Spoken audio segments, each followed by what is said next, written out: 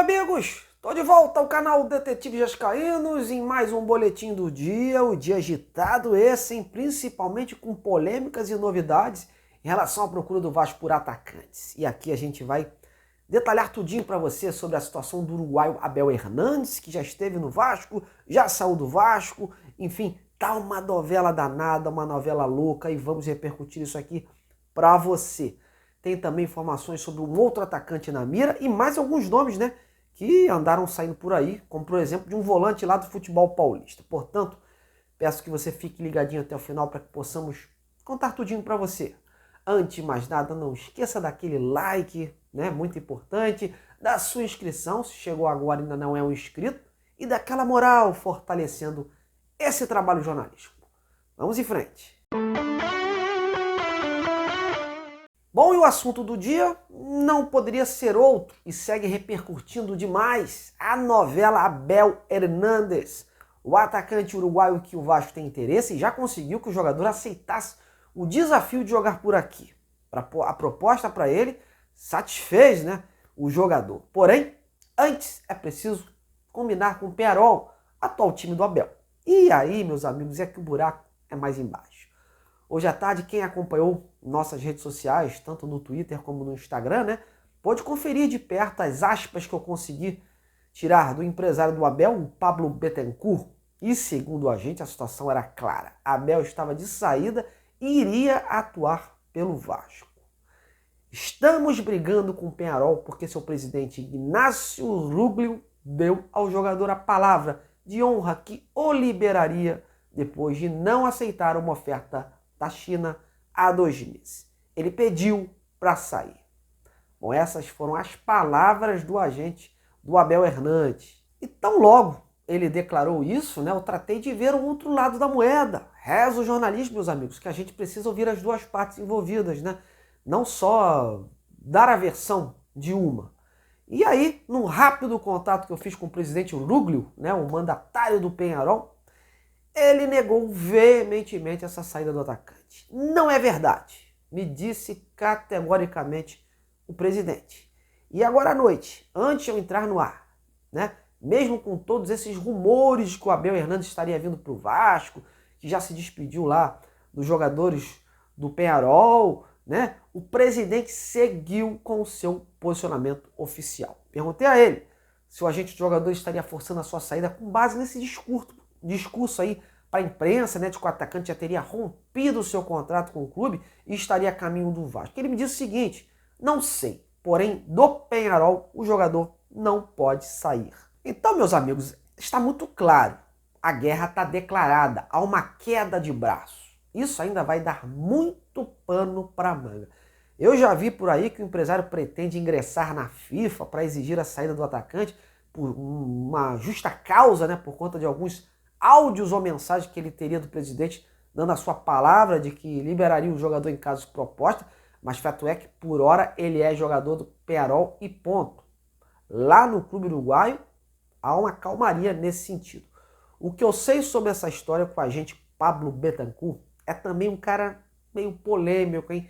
Lá no Uruguai. Ele sempre esteve em guerra com o Peñarol por conta de outros jogadores de lá e costuma também dizer algumas coisas aos jornalistas que nem sempre são verdades. E, além do mais, o jogador não tem nenhuma cláusula de saída. Então, tipo assim, não é simplesmente dizer tchau ou pagar algo, né, e pronto, não há multa, né? Teria que ter o aceite do Peñarol.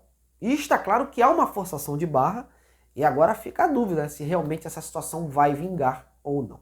De um lado, o agente do jogador quer a saída. Do outro, o clube, né, o Peñarol, quer a sua permanência baseado no contrato estabelecido e com cláusulas claras. E aí, torcedor? Quem vai ganhar essa queda de braço? Comente aí embaixo.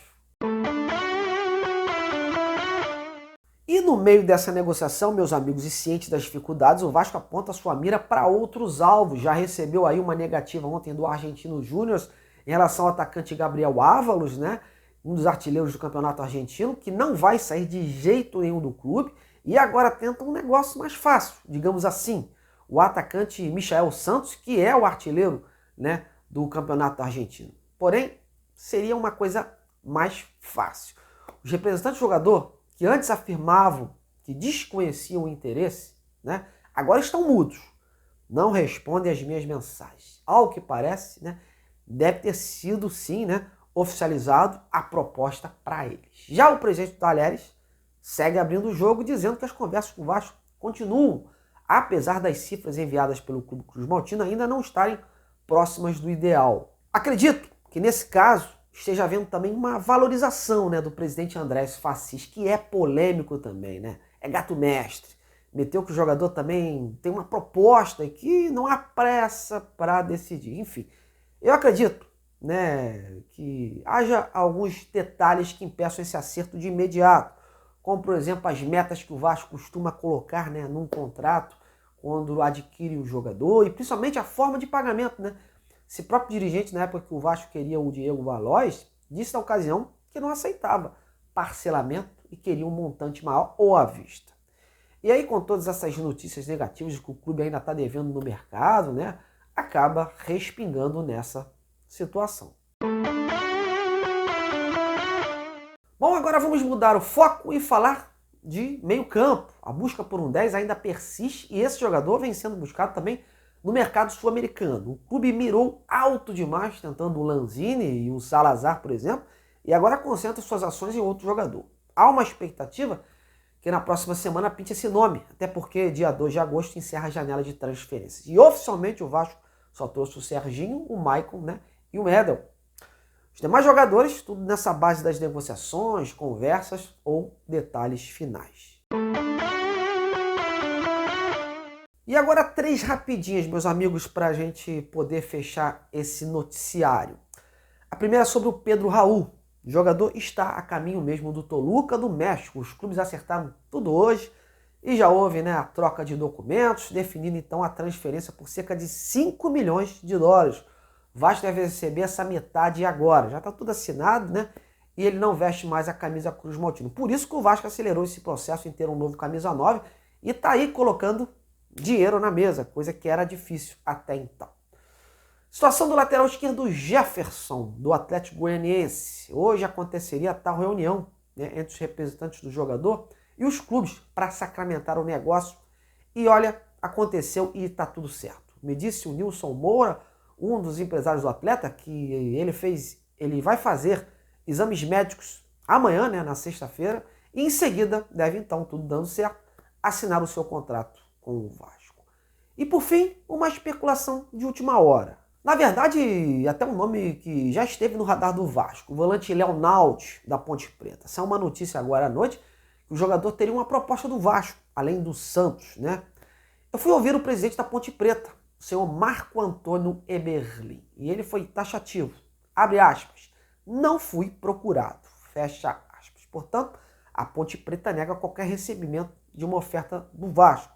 De qualquer forma, tendo algum desdobramento, né, eu volto aqui ou nas minhas redes sociais para informar.